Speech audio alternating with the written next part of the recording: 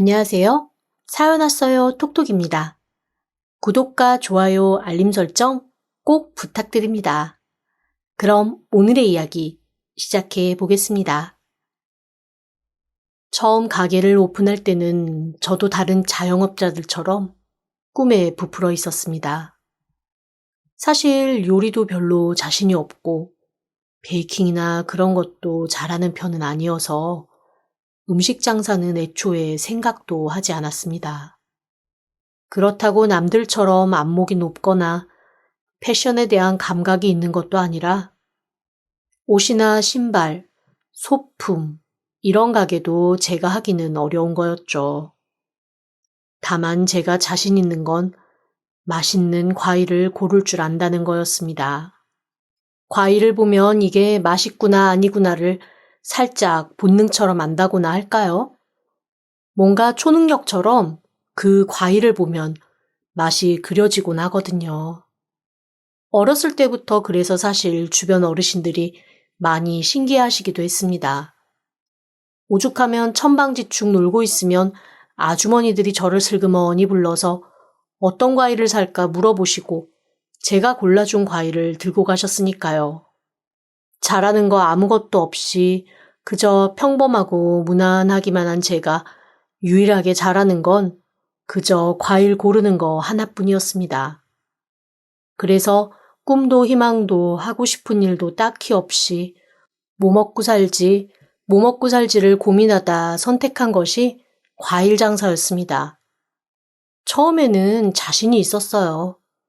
어렸을 때부터 그 무엇도 칭찬 못 받았던 제가 유일하게 칭찬받았던 것이 과일 고르는 거였고 은근히 과일에 대한 자부심도 있었으니까요.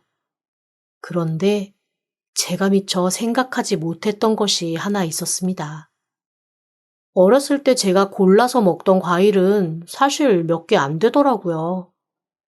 봄이면 딸기, 여름이면 수박과 참외, 머루포도나 거봉, 복숭아, 자두 정도이고 가을이면 사과, 배, 겨울이면 귤이 전부였는데 세월이 지나면서 과일 종류가 정말 많이 늘어버린 겁니다. 가끔 손님들이 와서 뭔가 찾을 때 그게 뭐예요? 라고 되묻는 경우가 생기고 제가 잘 아는 과일 중에서도 종류가 나뉘면서 품종이 다양하더니 이건 아는 게 아는 것이 아니게 되어버렸습니다. 좌절이 되더라고요. 당연히 가게는 점점 쇠락해 가기 시작했습니다. 자신이 없으니 제가 잘 아는 과일만 가져오게 되고 점점 사람들이 그다지 반가워하지 않았습니다. 다양한 과일이 먹고 싶은데 저희 집에 오면 정말 시골 전빵처럼 사과배, 수막, 참외 이런 평범한 것들만 있으니까 더 이상 저희 집을 찾지 않더라고요. 결국 과일 가게도 점점 쇠락하게 되었죠. 파는 게 즐거워야 자꾸 도매시장에 나가 신선하고 좋은 과일을 채워 넣을 텐데 도통 그게 즐겁지가 않으니 있는 과일도 상태가 좋지 않게 되고 악순환이 계속되었습니다. 결국 월세까지 못 낼 지경으로 상황은 악화되었죠. 가게 문을 여는 것보다 닫는 것이 더 낫겠다 싶은 시기까지 오자 정말 모든 이욕이 바닥을 쳤습니다. 마지막으로 남은 과일을 다 모으니까 딱 2박스가 나오더라고요. 그냥 이것만 헐값에 팔고 판돈으로 받아나가서 생을 마감할까 말까 하는 쓸데없는 생각을 하며 멍하게 밖을 보고 있는데 제 눈앞으로 아주 초라한 남자 하나가 천천히 걸어가는 게 보였습니다. 머리는 희끗희끗하고 옷은 누덕누덕하더라고요. 사실 처음에는 그러거나 말거나 제 생각이 너무 많아서 앞에 걸어가는 사람을 바라보지도 못했죠. 그가 제게 다가와서 말을 걸 때까지는 말입니다. 저기 죄송한데 그 과일 중에 하나 뭐 고른 거 버리실 거 있으면 저 하나만 주시면 안 됩니까? 순간 짜증이 확 올라왔습니다. 안 그래도 장사를 접으려던 참이기는 했지만 마지막까지 이런 사람이 와서 공짜로 뭘 달라고 하는 건 정말 재수가 없어도 너무 없는 거잖아요. 저도 모르게 한숨을 깊게 쉬고 가만히 그 사람을 봤는데, 뭐랄까, 순간 제 짜증이 훅 들어갈 만큼 그 눈이 공허하고 깊게 느껴지더라고요. 그냥 정신줄을 놓고 대충 험하게 사는 사람이 아니라 진짜 뭐가 많이 힘들고 괴로운 걸 겪고 어느 정도 다 자신의 손에서 놓은 듯한 그런 사람의 눈이랄까요? 문득 그 사람을 보자 일찍 돌아가신 제 아버지가 떠올랐습니다. 아버지 연배도 아니고 오히려 저와 더 엇비슷한 나이의 사람이었음에도 그 고단한 모습에서 아버지가 겹쳐지더라고요. 저희 아빠 가슴에 큰 한을 품고 돌아가셨거든요. 어린 시절 제가 칭찬에 목말랐던 이유 중 하나는 아버지 때문이기도 했습니다. 뭘 해도 기뻐하지 않았던 아버지, 칭찬에 인색했던 아버지가 유일하게 저를 보며 파한대소 기뻐하셨던 건 제가 맛있는 과일을 골라드렸을 때뿐이었거든요. 그때만큼은 아버지가 저를 자랑스러워하며 이렇게 말씀하셨습니다. 역시 가수원집 손녀딸이네. 돌아가신 내 할머니 할아버지가 보셨으면 아주 좋아하셨을 거야. 물론 그 끝에는 늘 씁쓸하게 이어지는 한마디가 있었죠. 바로 네 오빠가 있었다면, 그놈이 있었으면 이라는 말이었습니다. 사실 그 말은 제 칭찬 끝에만 붙는 말이 아니었습니다. 아버지의 거의 모든 말에 다 붙는 말이었죠. 맛있는 음식이 있어도, 좋은 물건이 생겨도, 괜찮은 기회가 와도 아버지는 내 오빠가 있었으면 이라고 아쉬워하셨습니다. 반대로 집에 어려운 일이 생기거나 제가 뭔가 잘못해서 힘들어하거나 하다못해 당신이 사업에 실패를 해서 좌절에 빠졌을 때도 아버지는 내 오빠가 있었으면 이라고 하셨죠. 나중에는 그 네 오빠가 있었으면 이라는 말이 상처도 아픔도 되지 않는 일상 용어처럼 느껴질 정도로 그 말은 아버지의 입버릇 같은 거였습니다. 저보다 5살 위의 오빠가 저 4살 때 실종이 되었거든요. 당시 동네를 왔다 갔다 하던 행상 같은 부부가 있었는데 그 부부가 데리고 갔다는 말도 있고 크고 멋진 세단에 훅 실려서 갔다는 말도 있었습니다. 다 카더라 하는 막연한 말만 있었던 건 아무도 제대로 된 상황을 보지 못해서였습니다. 오빠는 그냥 놀러 나갔을 뿐 이후에 집에 들어오지 않았고 그때 동네에서 오빠를 본 사람들은 아무도 없었습니다. 다들 오빠가 어디로 뛰어간 뒷모습 혹은 누군가랑 얘기하던 모습 단편적인 것만 봤을 뿐 처음부터 끝까지 오빠의 행방을 아는 사람은 아무도 없었죠. 첫 아들을 그런 식으로 허망하게 실종으로 잃고 나서 엄마는 제정신이 아니었습니다. 결국 오빠가 사라지고 3달 만에 엄마는 시름시름 앓다가 돌아가시고 그때부터 아빠의 모든 인생은 암흑으로 흘러들어갔습니다. 제가 뭘 잘하건 사실 아빠는 별로 관심 없으셨을 거예요. 만약 제가 과일이 아니라 과자를 잘 찾아 먹어도 그냥 늘 오빠가 있었으면 이라는 말만 하셨을 뿐이었을 테니까요. 그렇게 저는 딱히 제가 외롭다 슬프다 말도 못하고 그저 어떡하든 아빠 눈에 한 번이라도 들고 싶은 어리광만 꾹꾹 쌓은 채 자랐던 겁니다. 이후로도 오빠의 소식은 전혀 듣지 못했습니다. 무슨 단서라도 있어야 찾지 단서조차 없고 정말 사람이 이렇게까지 감쪽같이 사라질 수 있나 싶을 정도로 순식간에 사라져버렸거든요. 나중에 더 세월이 지나면서는 사실 나한테는 오빠가 없었는데 그냥 오빠가 있는 것처럼 생각을 하고 살았던 게 아닐까? 라는 착각이 들 정도로 저한테는 아득한 일이 되었지요. 어쨌거나 평생 그렇게 오빠에 대한 그리움만 계속 얘기하던 아버지도 제가 과일 가게를 시작하고 얼마 되지 않아서 돌아가시고 말았습니다. 천지간에 저 혼자 남고 그 누구한테도 의지하거나 뭐라 말할 수 없는 상황들을 겪으면서 아마 저는 점점 더 외로워졌을지도 모르겠어요. 평생을 걸쳐 아들을 그리워하셨던 아빠는 마지막 몇 년은 정말 빈 껍데기 같았거든요.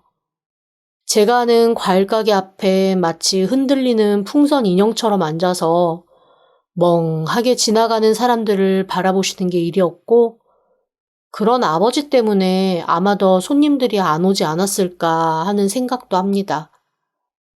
그때의 아버지 눈빛은 정말 텅 비어 있었어요. 너무 공허해서 보고 있으면 저까지 그 허망함에 빠져들어 무기력해질 지경이었죠. 그런데 제 앞에서 과일을 달라고 하는 그 남자의 표정이 딱 그렇더라고요. 아버지가 겹쳐지면서 제 마음 깊이 남아있던 후회 한 조각이 스르륵 올라와 저를 감쌌습니다. 아버지 살아생전에 조금 더 친절하게 해드릴 걸. 아버지한테 말이라도 한마디 더 걸어드릴 걸. 아버지랑 그래도 얘기 좀 하면서 소통해 볼 걸. 그런 후회가 있었는데 이 사람을 보니 그냥 그 사람한테라도 잘 해야겠다는 생각이 불쑥 들더라고요. 그래서 찡그리며 한숨 쉬었던 제 모습을 얼른 수습하고 과일 박스를 뒤적거렸습니다. 그 사람은 제 손을 따라 눈만 왔다 갔다 하더라고요. 말로는 고른 거 버릴 거 있으면 달라고 했지만 그래도 어떻게 그럴 수 있나요? 사람이 먹을 수 있는 걸로 줘야지요. 어차피 장사도 접으려 했고 이 과일 안 팔리면 그냥 제가 다 가지고 가 혼자 우걱우걱 먹으려 했는데 마지막에 좋은 일 한번 하자 싶은 마음이었습니다. 그래서 사놓고 한 번도 쓰지 못한 멋진 과일 바구니용 바구니에 과일을 수북하게 담았죠. 괜시리 마지막이라 생각하니 리본도 하나 달고 싶더라고요. 그래서 과일 바구니를 진짜 풍성하게 꾸려서 리본까지 딱 달고 그걸 그대로 큰 비닐봉투에 넣어 전해드렸습니다. 그분이 깜짝 놀라 바구니와 저를 번갈아 보시길래 슬쩍 민망해서 이렇게 얘기했습니다. 아, 어차피 오늘까지 하고 가게 정리하려 했거든요. 과일 팔아도 그만 안 팔아도 그만인 상태여서 마지막이다 생각하고 그냥 드릴게요. 이거 맛은 다 있을 거예요. 제가 다른 건 몰라도 과일은 진짜 잘 고르는데 가져가서 드시면 몇 끼는 드실 수 있을 거예요. 바나나 같은 건 식사 대용으로 든든하기도 하고. 그러자 그 노숙자가 바구니를 가만히 바라보면서 저한테 물어보더라고요. 과일 잘 고른다면서 왜 그만해요? 아, 그게 잘 고르는 거랑 장사를 잘하는 건 다른 얘기더라고요. 그래서 그냥 그만하려고요. 다른 거 뭐 하게요? 아니요, 아직 생각 안 해봤어요. 사실 이때부터는 좀 마음이 이상했습니다. 솔직히, 정말 아주 솔직히 말하면 마음속에서 부하 비슷한 게 솟아오르기도 했어요. 아니, 자기 주제도 모르고 누구한테 이러쿵저러쿵 질문을 하나 싶은 생각이었던 거죠. 그런데 더 황당하게도 그 사람이 저한테 이렇게 말하는 겁니다. 아직 월 초니까 월세 내고 나가기 전까지 한 보름은 가게도 유지할 수 있겠네요? 네? 뭐, 그렇죠. 20일에 내니까. 2주만 더 해보실래요? 제가 도와드릴게요. 너무 어이가 없어서 웃음이 나왔습니다. 아니, 이 사람이 대체 지금 무슨 소리를 하나 싶은 거죠. 길 가던 노숙자한테 과일 바구니 하나 줬을 뿐인데 갑자기 저한테 자기가 일 도와줄 테니 더 해보자고 하면 그걸 덥석할 사람이 누가 있겠어요. 제가 황당하고 어이없다는 듯 바라보다 좀 퉁명스럽게 대답했습니다. 그건 제가 그냥 알아서 할 일이고 그쪽이 신경 쓸 일은 아닌 것 같아요. 과일은 가지고 가시고 저 가게 문 이제 닫을 거니까 살펴가세요. 내일 새벽 5시에 가게 앞에서 봐요. 기다릴게요. 에? 저기요! 저기요! 노숙자는 제가 만들어준 과일 바구니를 뒤적이다 딱 과일 2개만 골라들고 사라지면서 제게 다음날 보자고 하더라고요. 그런데 그 와중에도 제가 좀 어이가 없었던 건 골라낸 과일 2개가 제일 비싸고 맛있는 거였다는 거죠. 보는 눈이 아주 없지는 않은 건지 아니면 우연인 것인지 몰라도 사람들이 잘 모를 뿐 그 2개가 지금 제일 맛있는 과일인데 그걸 딱 골라서 가져가더라고요. 사실 제가 과일 가게를 하면서 가장 좌절을 느꼈던 것이 기껏 맛있고 좋은 기본 과일을 가져다 놓았는데 사람들이 유행 따라 유명하지만 맛도 별로 없고 달기만 한 그런 걸 더 선호하면서 찾을 때였거든요. 과일이라는 건 고유의 맛이 살아있으면서 달기도 하지만 새콤하거나 향그럽거나 한 각자의 특징이 있어야 맛있는 건데 요즘 사람들은 그저 달면 맛있다고 하니까요. 그런데 어이없게도 제가 늘 속상하고 남들이 알아주지 못해 힘들어했던 그걸 그 노숙자가 알아차려준 그런 느낌이랄까요? 기분이 묘했습니다. 결국 제일 핵심 과일 2개만 빠진 과일 바구니는 제가 터덜터덜 가지고 집으로 돌아오고 말았습니다. 집에 앉아 남은 과일을 우적우적 먹고 있는데 네, 자꾸만 그 사람이 새벽에 나오라고 했던 말이 생각이 나더라고요. 밤새 이래저래 잠을 뒤척이다 살핏 잠이 들었다 눈을 번쩍 떴는데 하필 새벽 4시 반인 겁니다. 그러니 어쩌겠어요. 잠시 고민하다 에라 모르겠다 하고 그냥 나가버렸죠. 그런데 정말 가게 앞으로 나갔더니 전날에 그 노숙자가 어슬렁어슬렁 그 앞에서 서성이고 있더라고요. 그런데 전날 봤던 것처럼 그렇게 구질구질하고 초라한 모습은 아니었습니다. 뭔가 화려하진 않지만 그래도 어느 정도 정돈된 모습으로 나타났더라고요. 주변을 두리번거리다가 제가 쭈뼛거리며 걸어오는 걸 보더니 그 사람이 씩 웃었습니다. 그리고 저한테 나올 줄 알았다고 기다렸다고 얘기를 하더라고요. 저도 대체 이게 무슨 일인가 싶었죠. 난생 처음 보는 사람, 그것도 가게 앞에서 썩어가는 과일 하나만 달라 그랬던 사람을 뭘 믿고서 제가 이렇게까지 나와서 새벽 시장을 같이 가려고 하는 건지.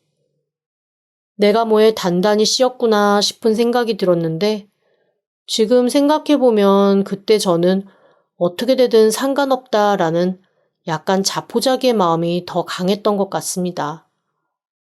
어차피 다른 거에도 크게 미련이 없고 그다지 무서울 것도 아쉬울 것도 없는 상황에서 이 사람이 나를 데리고 어디 이상한 데를 간들 내가 그게 뭔 소용이겠나 싶은 그런 마음이었던 거죠. 어떻게 보면 위험한 마음이지만 그냥 그때는 그랬습니다. 하지만 다소 안일했던 저의 생각은 새벽 시장에 가자마자 완전히 산산조각이 나고 말았습니다. 아니, 무슨 물 만난 고기처럼 새벽 시장을 저보다 더 이리저리 파고들면서 과일들을 귀신같이 쏙쏙 골라내는 거예요. 그래도 꽤 경력이 오랜 저도 고민하고 골라 담는 그 과일들을 그렇게 담아내는 걸 보고 저는 그제야 이 사람이 대체 누굴까라는 궁금증이 들었습니다. 그렇게 과일을 툭툭 담아내던 그가 저를 보더니 씩 웃으면서 이렇게 얘기하더라고요. 뭐 이 정도 가지고 놀라면 내가 좀 서운한데? 일단 가게로 가죠. 제가 새로운 걸 알려드릴게요. 대체 무슨 새로운 걸 알려주겠다는 건지 알 수는 없었지만 평소보다 2배는 되는 과일을 사들고 오면서 저는 살짝 정신이 없었습니다. 왜냐하면 이 과일을 언제 다 팔지라는 생각과 함께 내가 이 남자한테 홀렸나? 어제까지만 해도 장사 적겠다고 싹 다 정리하던 차에 갑자기 첫 장사하는 것 마냥 이렇게 과일을 사서 갖고 오다니 이건 대체 무슨 미친 짓인가라는 생각이 드는 거였죠. 그런데도 놀라운 건 오자마자 그 남자가 과일을 자기 나름의 기준에 따라 마구 골라 담기 시작했다는 겁니다. 이때까지 저는 과일을 사람들이 훤하게 보고 고르고 직접 느끼면서 사야 한다고 생각했거든요. 그런데 일부 과일을 까만 봉지로 꽁꽁 싸놓고 행운의 과일이라는 쪽지 하나씩 딱 붙여서 그냥 앞에다가 내놓는 거예요. 그리고 일괄로 가격을 딱 붙여버리더라고요. 그래서 제가 아니 저런 걸 대체 누가 산담? 이라고 생각을 하며 속으로 의아해했는데 제 그런 마음을 읽기라도 한 듯 그 사람이 저한테 이렇게 얘기했습니다. 사람들이 합리성 있는 것보다 더 못 참는 건 호기심이거든요. 아마 꽤 잘 팔릴걸요? 처음에는 믿지 않았어요. 그런데 정말 놀랍게도 그의 말대로 사람들이 그걸 재미있어 하면서 사가더라고요. 저 오전에 그렇게 과일을 많이 팔아본 적이 없었는데 그가 만든 그 20개의 무슨 과일이 들었는지도 모를 꾸러미는 오전에 이미 다 팔려버리고 말았습니다. 그다지 금액이 비싸지도 않긴 했지만 정말로 사람들이 이건 뭐예요? 라고 물어보면서 호기심을 보이더라고요. 그러자 그가 넉살 좋게 지금 책정돼 있는 가격보다는 훨씬 큰 가치의 과일, 요즘에 먹어야 할 가장 핫한 걸로 골고루 들어있으니 새로운 걸 한번 시도해보시라며 권하니까 10명 중에 8명은 정말로 그 얘기에 흥미를 느끼며 과일을 가져가는 겁니다. 너무 신기하더라고요.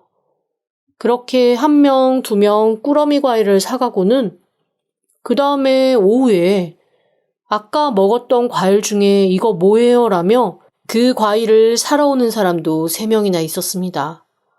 제가 약간 황당한 얼굴로 멍하게 있자 그가 이렇게 얘기하더라고요. 사람들이 뭐든지 낯선 건 쉽게 시도하기 힘들어한다며 낯선 거를 익숙하게 만들어주는 건 일단 한번 먹여보고 경험해보게 만들어야 된다고 했습니다. 그 과정을 겪고 나면 그 경험을 하게 해준 장소, 사람, 물건, 그거는 다시 찾게 돼 있다고 말이죠. 그의 말대로 저희 집에서 파는 정체를 알 수 없는 과일 꾸러미는 몇 주 지나지 않아 사람들이 줄 서서 찾는 명물이 되었습니다. 참 이상하더라고요.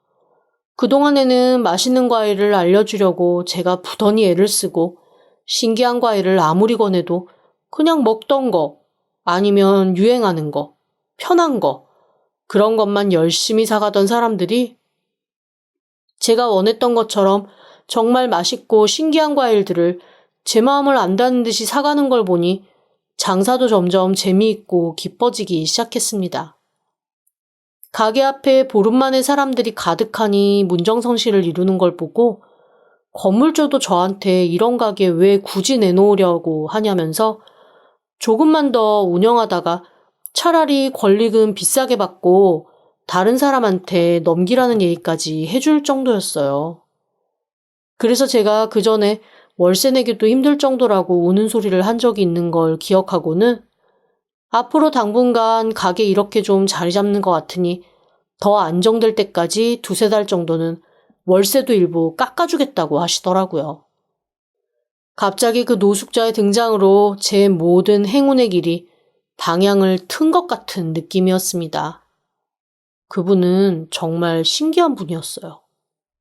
슬그머니 그렇게 새벽 시장 나갈 때는 같이 갔다가 제가 장사를 시작하고 한창 손님들 접대에 바쁠 때면 또 어딘가로 슬그머니 사라져서 나타나지 않다가 그 다음날 새벽이면 어김없이 또 나타나는 것을 반복하더라고요. 대체 정체도 모르겠고 1달 반이 지나도록 저 솔직히 그 사람한테 이름도 물어보지 못했습니다.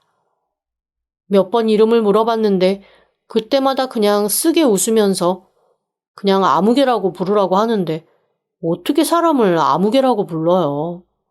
그래서 제가 그냥 세상 천지에 흔한 게 김씨, 이씨, 박씨, 최씨니까 그 성 중에 하나 고르랬더니 이씨 고르시길래 그냥 이 선생님이라고 부르기로 했습니다. 이 선생님은 3달 동안 계속 저희 집 과일을 파는데 큰 도움을 주셨습니다. 그렇게 3달 정도 지나니까 사람들이 슬슬 물어보기 시작하더라고요. 저 사람은 누구냐? 혹시 애인이냐? 아니면 같이 동업하는 사람이냐? 그럴 때마다 제가 그냥 뭐라고 소개할 말이 없어서 컨설턴트라고 소개를 하고는 했습니다. 제 생각으로는 정말 그분이 저한테는 컨설턴트였으니까요. 그런데 사람들한테 그렇게 소개를 하고 사람들의 질문에 대답을 하면 할수록 오히려 그 사람에 대한 궁금증이 커지는 건 저 자신이었죠. 그래서 한 번은 정말 작심하고 물어보고 싶어서 함께 저녁을 먹자고 권했습니다. 처음에는 망설이던 그가 제가 이 정도까지 같이 일을 하고 제가 월급을 드린다 그래도 받지 않으시는데 제가 밥 정도는 사게 해달라고 하니까 그제야 오케이를 하시더라고요. 그렇게 저녁 식사 시간은 그 이후에 간단한 술자리로 이어졌고 술자리는 2차, 3차까지 계속 이어졌습니다. 그러면서 살짝 알코올 기운이 돌자 그분이 슬슬 그제야 자기 얘기를 하시더라고요. 꽤 어렸을 때 해외로 입양을 가셨대요. 태어나자마자 한 1년 정도 지났을 때 입양을 갔는데 그 입양 간 집 양부모님이 굉장히 좋은 분들이셨다고 했습니다. 미국 동부에 15개 정도 지점이 있는 슈퍼마켓 체인을 운영하는 집이어서 꽤 부유하기도 했고요. 그 집에는 그 선생님 말고도 한국에서 입양 온 아이가 한 4명 정도 더 있었다고 하더라고요. 그런데 자기가 15살 정도 됐을 때 한국에서 입양 온 10살 남짓 정도의 사내아이가 있었는데 정말로 적응을 못했다고 했습니다. 자기는 계속 여동생들만 있다가 남동생이 생겨서 너무나 행복하고 즐거웠는데 그 남동생은 정말 계속 펑펑 울면서 자기 여기 싫다고 한국에 자기 엄마 아빠랑 여동생이 있다고 그렇게 울고 엇나가더래요. 아무리 양부모님이 잘해주려고 해도 절대 마음을 열지 않고 혼자서 꽁하니 자기는 한국에 집에 가야 된다고, 자기 아빠 찾아가야 된다고, 엄마가 기다릴 거라고, 여동생한테 가야 된다고 그 말만 하면서 점점 말을 잃었고 결국 알아 누웠다고 했습니다. 그러다가 꽤 어린 나이에 병으로 세상을 떠났는데 세상을 떠나기 전에 선생님한테 이렇게 얘기했대요. 자기 동생이 진짜 과일 좋아한다고, 과일 좋아하는 그 동생이랑 같이 수박 먹고 싶다고 말이죠. 그런데 그 말이 희한하게도 어린 그 사람 마음에 깊이 남았다고 했습니다.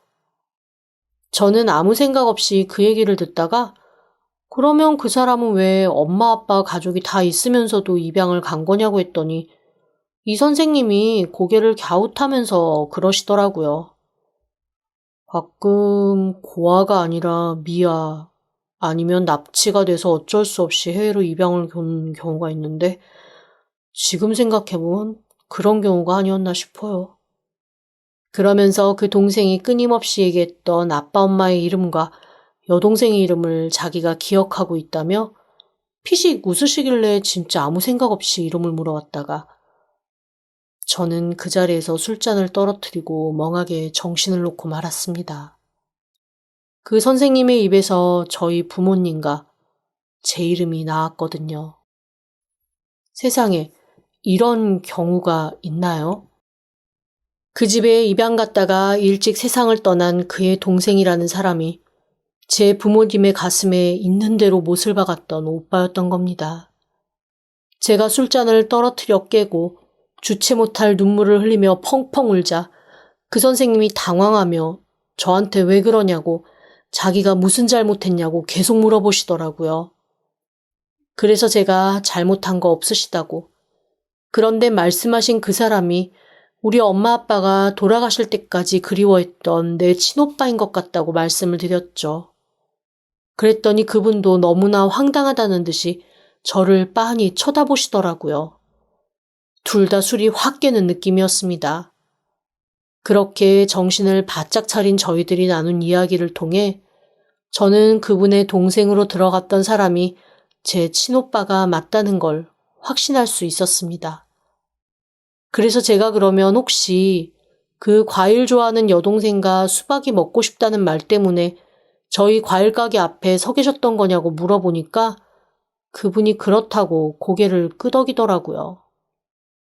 갑자기 눈물이 펑펑 더 쏟아지면서 제 기억 속에 묻어뒀었던 오빠가 생각이 났습니다.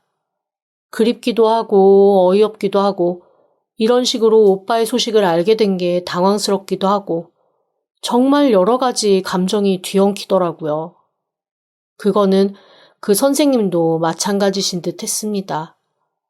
제가 울음을 멈추자 그분이 저한테 악수를 청하듯 손을 내밀면서 이렇게 말씀하셨습니다. 내 이름은 매튜예요.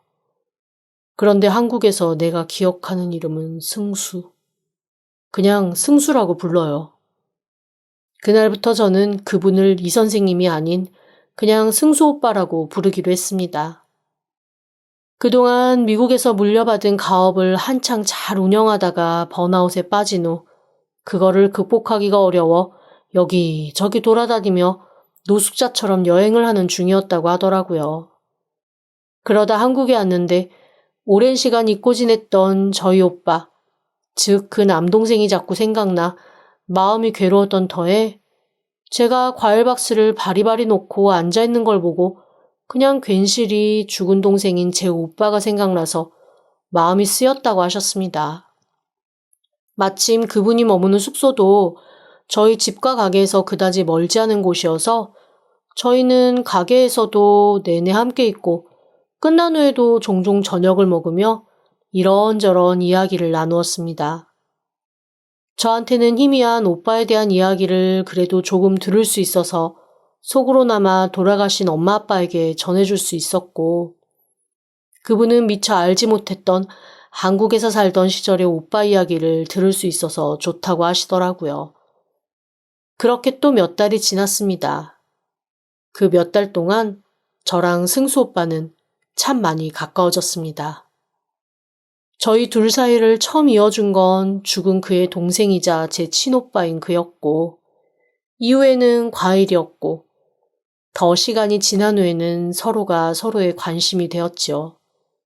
하지만 저도 그도 선뜻 서로에게 확 다가가지는 못했습니다.